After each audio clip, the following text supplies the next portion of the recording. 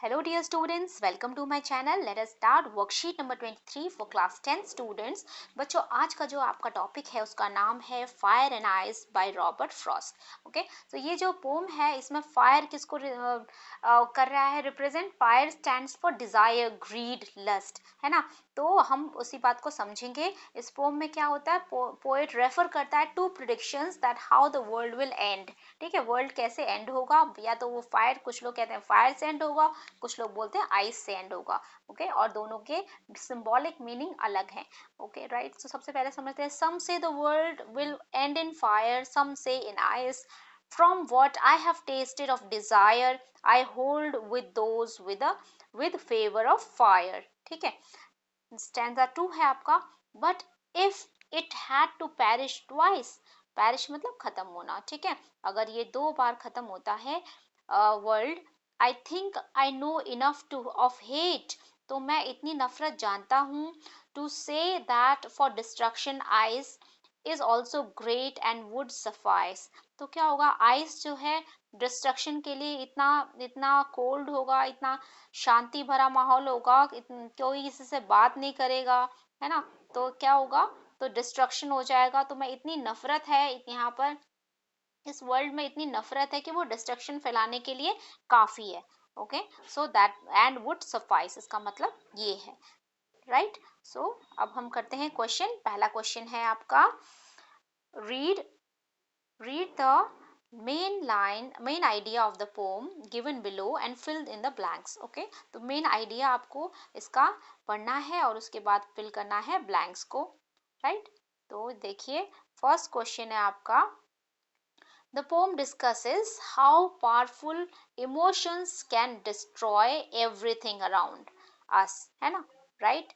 Next है आपका, the poet is of the opinion that fire of desire and क्या आएगा यहाँ पे, eyes of hatred are sufficient to end the world twice. We must respect differences and have compassion for each other to save the world. right. तो ये हो गए आपके answers. तो बच्चों देखिए, यहाँ पर आपके आंसर्स हो गए. ठीक है, मैंने आपके लिए फिल कर दिया यहाँ पर आंसर्स. नेक्स्ट क्वेश्चन पढ़ते हैं. सेकंड क्वेश्चन है आपका, identify the rhyming scheme from the underline words in the pome given above. ठीक है, तो आपको क्या करना है, आइडेंटिफाई करना है राइमिंग स्कीम क्या है इसकी. ठीक है. राइट. तो ये देखिए, सम say the world will end in fire. ठीक है, फायर आ रहा है, ई का साउंड आ रहा है. ठीक है, फायर के साथ क्या हो रहा है, उसके बाद आइस बिल्कुल अलग है. ठीक है, वो राइम भी नहीं कर रहा है. उसके बाद फायर के साथ डिजायर है, उसके बाद फिर फायर है. तो ये राइमिंग वर्ड आ गए यहाँ पे. तो यहाँ पर आपका आपका स्कीम बन गया A B A B. Okay. तो उसके बाद आप देखिए यहाँ पर, वहां पर आपका स्टैंजा 2 में आपका आया है बी ट्वाइस, उसके साथ हेट अलग है बिल्कुल. ठीक है, तो उसके बाद ट्वाइस के साथ आइस राइम कर रहा है. ओके, और फिर आपका क्या हो गया, यहाँ पे हेट के साथ ग्रेट राइम कर रहा है ना. और फिर अगेन ट्वाइस के साथ सफाइस राइम कर रहा है. तो यहाँ पर आपका स्कीम आ गया आपका B C B C B. Okay right. I hope आपको क्लियर हो गया होगा. तो देखिए यहाँ पर इसका आंसर हम लिखेंगे, हम देखेंगे ए बी सी और बी सी बी. आपका हो गया second option correct. Okay, third question चलते हैं. थर्ड क्वेश्चन है आपका, the pome presents the image of. तो ये जो पोम है वो किसकी इमेज हमारे माइंड में क्रिएट कर रहा है. ठीक है, तो ये कर रहा है डिस्ट्रक्शन की. ठीक है, जब सब कुछ खत्म हो रहा है तब का वो इमेज क्रिएट कर रहा है. ओके, सो नेक्स्ट क्वेश्चन आपका 4, the poet is making a serious warning. Poet क्या दे रहा है, हमें एक सीरियस वार्निंग दे रहा है थ्रू दिस मैसेज. राइट, तो यहाँ पर आ जाएगा सीरियस वार्निंग. नंबर 5 क्वेश्चन है, ice in the second stanza denotes. तो आइस हमें क्या बता रहा है यहाँ पर, इंटॉलरेंस, एम्पैथी एंड हेट्रेड. ठीक है, तो यहाँ पर आ जाएगा all of these. Right. What does the poet not want to convey through the poem. Poet क्या कन्वे नहीं करना चाह रहा है वो हमें बताना. ठीक, human being should be greedy. ठीक है, ये नहीं बता रहा है. ठीक है, ये भी है.